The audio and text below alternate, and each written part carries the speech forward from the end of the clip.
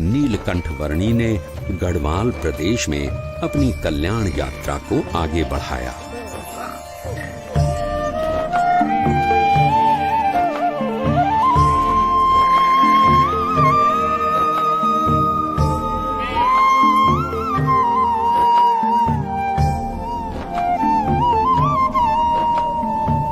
किसी भी परिस्थिति में अपने ध्येय तक पहुंचने की नीलकंठ वर्णी की संकल्प शक्ति के सामने कोई भी विकट रास्ता सरल बनकर रह जाता था।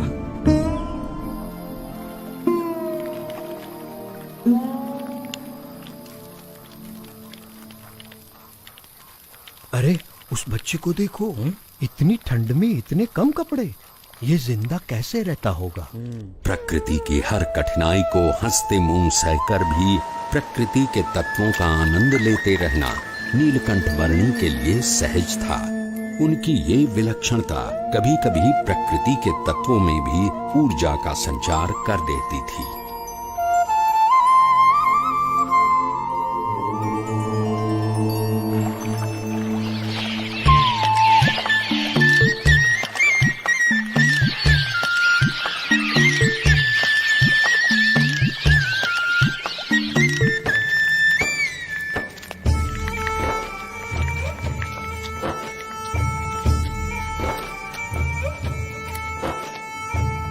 ये मनभंग पर्वत है और वो चित्तभंग पर्वत, और वहां दूर नदी के किनारे जो दिख रहा है वो है श्रीपुर गांव।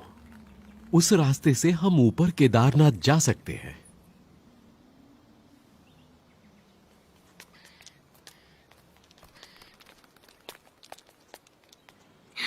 ये क्या बना रहे हो? ये जीव है और ये ईश्वर है, और ये उनके ऊपर माया का घोर अंधकार। ये क्या? और माया से भी पर ये है ब्रह्म, और सबसे पर परब्रह्म। ये क्या देख रहा है? बेटा, तुमने सन्यास ले लिया है। अच्छा किया है, पर इतनी छोटी उम्र में तुम्हें क्या पता कि कितना संघर्ष, कितनी विकटताएं होती हैं एक सच्चे सन्यासी के जीवन में। यदि पुरुष प्रयत्न में कोई कमी न रहे तो परमात्मा कृपा करके सारी विकटताओं को पार करवा देता है। अगर मन के पक्के हो तो शायद तुम निर्भयता से घने वनों को पार कर लोगे, भयानक जानवरों का भी सामना कर लोगे, और ऐसी कई विकटताओं को पार कर लोगे जो सामान्य मानव नहीं कर पाता। पर सन्यासी का जीवन अपने आप में एक संघर्ष है। साधु का जीवन कोई गुलाब के फूलों की सेज नहीं कि जिस पर आराम से सो जाओ, पर वो दो धार वाली तलवार है जिस पर मृत्यु पर्यंत चलना है। जहां ध्येय शुद्ध हो वहां उसे पूर्ण करने के सारे मार्ग परमात्मा तय कर देते हैं।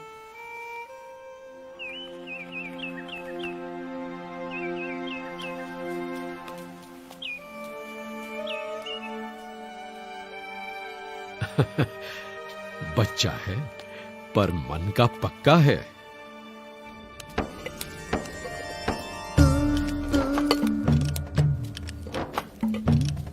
दुर्गम पहाड़ियों के बीच से भी रास्ता निकाल लेना, भयानक परिस्थितियों से भी बड़ी सहजता से निकल जाना, और भोजन के लिए जो कुछ भी मिले उससे अपने शरीर को अनुकूल कर लेना नीलकंठ वर्णी भली भांति जानते थे।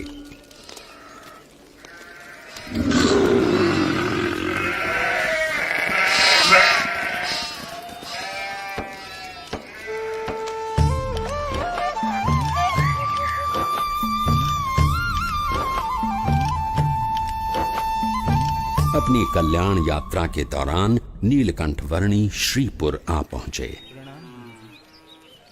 प्रणाम महंत। आशीर्वाद। स्वस्थ तो हो ना? हाँ, प्रणाम। शुभम भवतु। कल्याण। ईश्वर मंगल करे। बाल योगी है, सुबह से यहीं ठहरे हैं।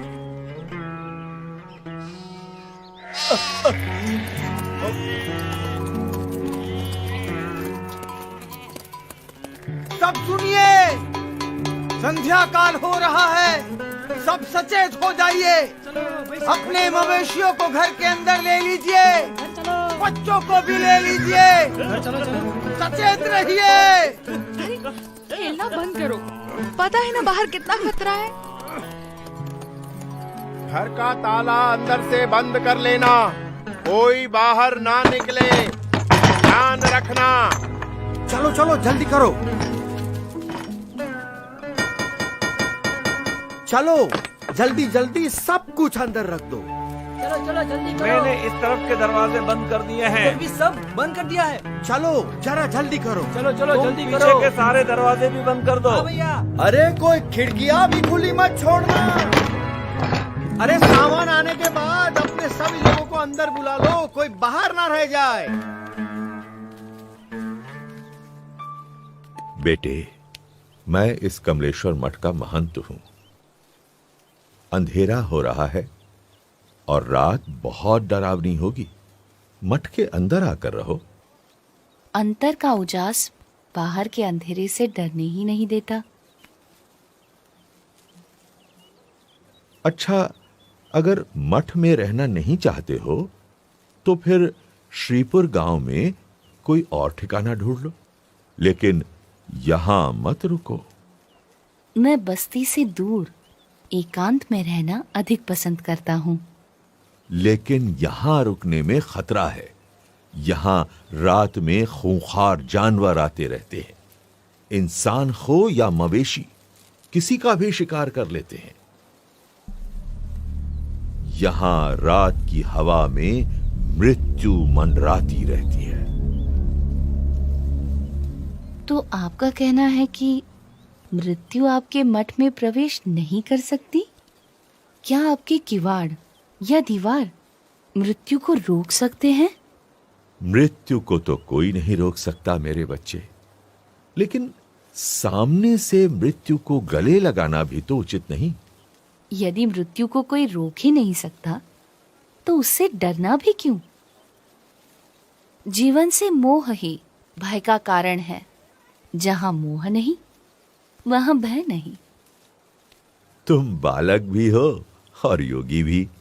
अब बाल हठ और योगी हठ दोनों को तो मैं नहीं छुड़वा सकता। वैसे मठ में सदैव तुम्हारा स्वागत है। मन करे तो चले आना।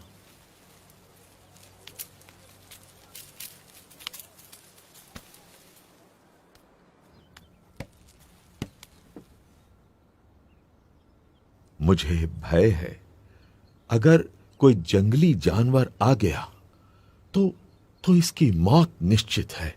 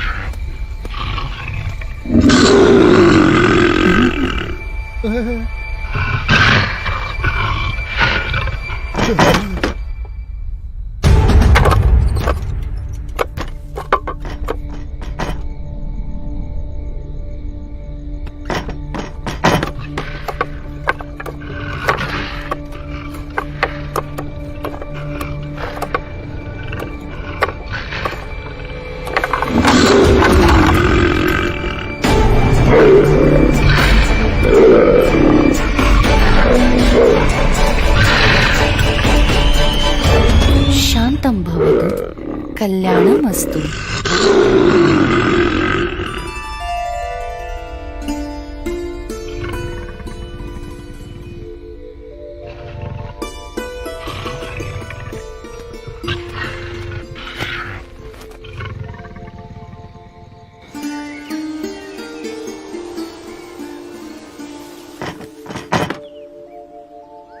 ये क्या, मैं ये क्या देख रहा हूं?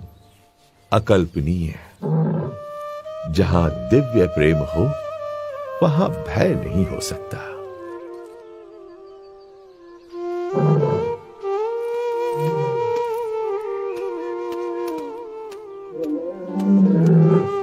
स्वामी, स्वामी रुक जाइए, रुक जाइए स्वामी। स्वामी, स्वामी अब आप कहीं न जाइए। ये मेरा मठ, मेरी महंती, मैं स्वयं, सब कुछ आपका है स्वामी। कृपया स्वीकार कीजिए, स्वीकार कीजिए। मेरा मठ तो सारा विश्व है। उस मठ को छोड़कर मैं इस मठ को कैसे स्वीकार कर सकता हूँ? और इन सब में ही बंधे रहना होता तो घर का त्याग ही क्यों करता? प्रभु, हमारा प्रेम स्वीकार कर यहीं रुक जाइए और हमें आपकी सेवा का मौका दीजिए। जब तुम दूसरों की सेवा करते हो तो मेरी ही सेवा करते हो। जब तुम दूसरों को प्रेम करते हो तो मुझे ही प्रेम करते हो। हरेक जीव में बसे परमात्मा के स्वरूप का आदर करना और उस आदर से हरेक को समान भाव से अपनाकर कल्याण के मार्ग पर प्रेरित करना, वो नीलकंठ वर्णी की अनूठी शैली थी।